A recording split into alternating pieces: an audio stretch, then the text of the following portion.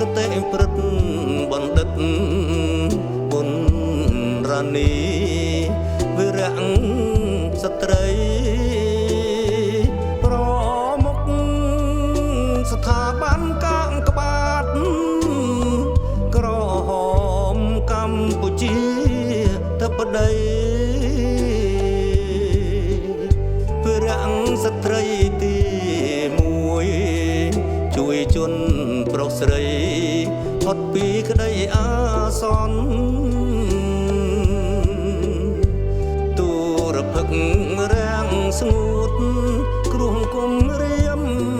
ទឹកភ្លៀងច្រោះហូរចូលជន់កាកបាតក្រហមទប់ស្កាត់បានមុនមិនឲ្យបារម្ភឡើយកាកបាតក្រហមទប់ស្កាត់បានមុនមិន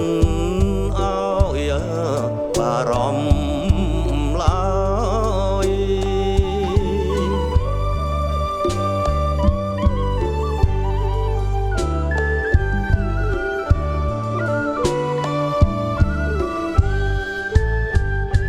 សម្ដេចវីរៈស្ត្រីល្បាញល្បីលោកលីដោះស្រាយជាទេវតារស់ជួយជនរងគ្រោះមិនអើយសៅមកចង់ជួយគ្រប់ស្រុកភូមិឃុំមើលផ្ទាល់មិនអើយរំលងជនងាយរងគ្រោះទោះកើតរោគឆ្លងសម្ដេចមិនរើសអើង